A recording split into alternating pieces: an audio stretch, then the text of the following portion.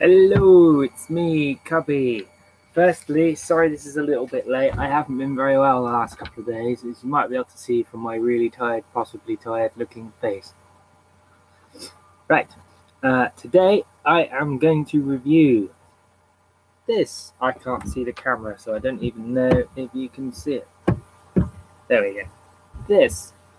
This is Winter Phyllis' new album, The Hallowing of Heirdom. I can't believe I actually forgot the name of it.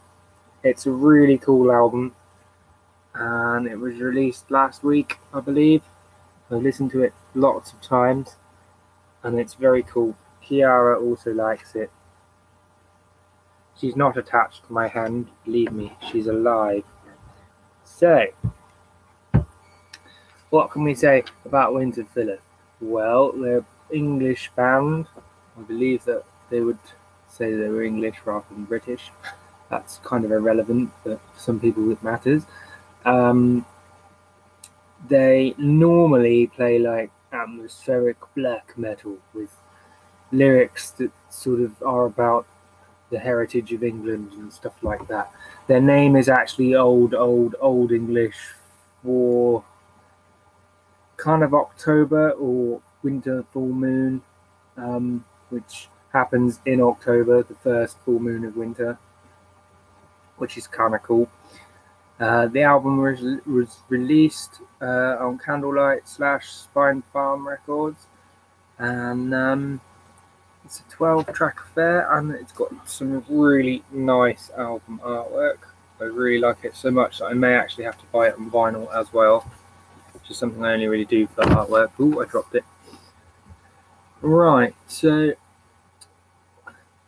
I used to call them Winter Phyllis, by the way, but it's actually apparently pronounced, at least by Chris, the frontman of the band, as Winter Phyllis, unless he started pronouncing it differently. But I saw a live show, and he was like Winter Phyllis. It was on YouTube, so I saw the live show. Anyway, let's get on with the review. I am Cubby. This is a Kiara puppet. I'm not a puppet. Okay, not a Kiara puppet. And this is my personal spin. So, the band have created a very rich, deep, atmospheric album of acoustic brilliance, is how I described it, which is a far cry from their normal, although rather nicely produced, black metal of their last, however many albums it is, which is all like, you know, and stuff like that.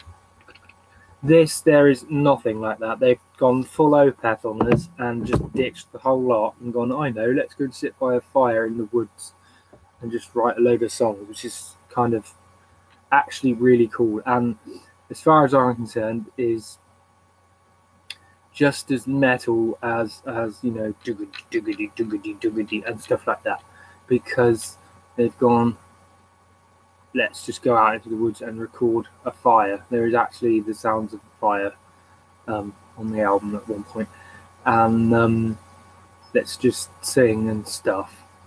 It's just really, really cool. I mean, and what's really, really cool about it even more so is they've managed to retain the atmosphere that you get on atmospheric black metal records without having any of the screeching and everything else that's cool about black metal. So it's actually really cool what they've done. As I said, they've gone full on Opeth on their fans and released a really, really atmospheric piece of dark music. It's filled with sort of soft acoustic guitars, very folky sounding singing. The melodies are very folky sounding. There's lots of harmonizing and like men going oh like this. I can't go that low, so, and stuff like that, which really, really is cool. And they've also thingied it with subtle percussion and lots of cello playing, which is kind of cool. And there's a little bit of synth in there too. What really surprised me though, because when I first heard about the album, I was like, yes, but I always never read up about them because it always gives stuff away. And I thought I always like albums to be a surprise, is the whole thing being acoustic. It just totally took me away. And I was like, how are they going to do that? Because as far as I know, Chris just screeches a lot. But no. He actually sings on the album really well as well. He's got quite a nice voice. I wouldn't say it's as good as some, but then, you know, it's not his primary, or it hasn't been. Maybe it will be now. But it's very, very suited to the earthy tones of an acoustic guitar. I will say that it's just very nice. It just really, really suits it really well. I would say it probably piss off a lot of closed-minded metal fans, but I also think the band's produced their finest work to date. I honestly think that aside from Mercy and Sphere, this might actually be their best album. It's brilliant. The songs tell stories of old age folk across the land of England, and things like that. They actually have a poem from, I think it's 1500 and something. Let me just look at the. Sorry, Kiara. 1593. It's called The Shepherd. It's actually the opening song, and it's awesome. And then they actually have a reply that someone wrote a couple of hundred years later to the thingy that's kind of awesome. It's things like that that just gives them this genuine feel of awesomeness.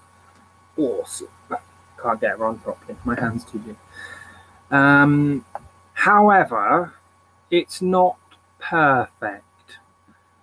I feel that the album is a bit long. It's only, I say only, it's 55 minutes long, but it's all got a very sort of samey feel to it. There's not a whole, as beautiful as it is, there's not a whole lot of variety to it. It all does sort of tend to nails into each other quite easily, especially with the instrumental tracks, because there's no break between tracks on the CD, at least not on this version anyway that I've got. So it does tend to sort of just blend into one giant track, which might have been the idea, in which case they succeeded very well.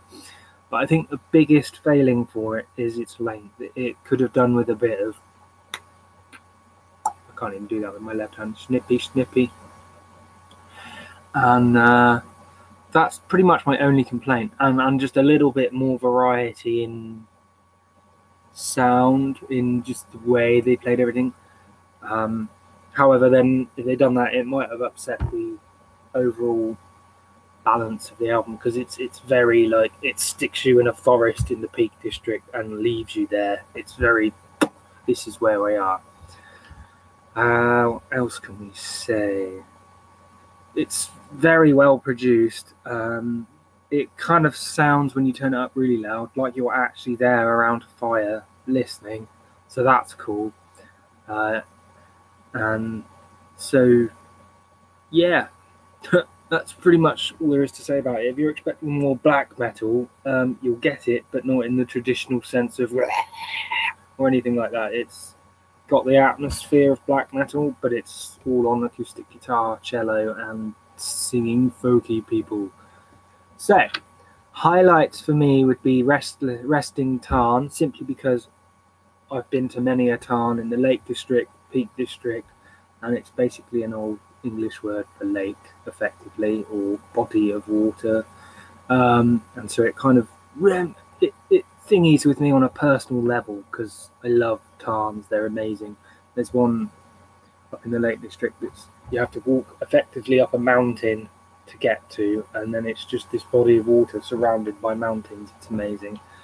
The Shepherd is another good song. It's the opening song. These are the highlights. However, that's also the other problem. The best song is the first song, and it never quite reaches that level of again. But it's still a good album. So, what should we give it for a poor rating? The poor rating. I reckon a solid.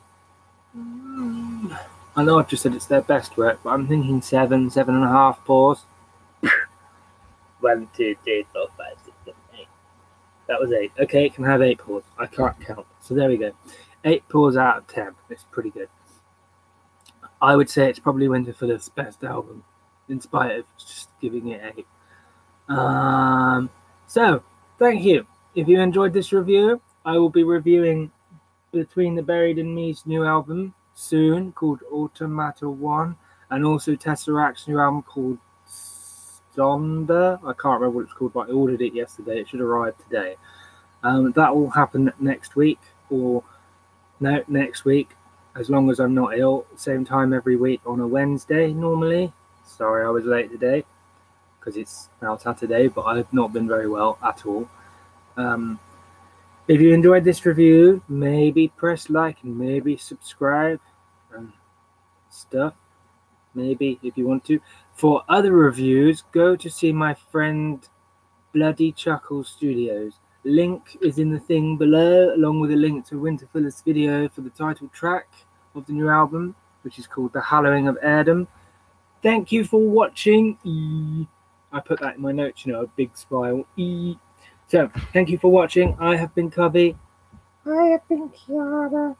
And this has been a review on Winterfiller's album, The Hallowing of Heirdom, which was released last week on Candlelight Records. Pick it up. It's cool. Thank you for watching. Goodbye. Yes, I did just slam Kiara's face on my desk. Bye. Thank you for watching.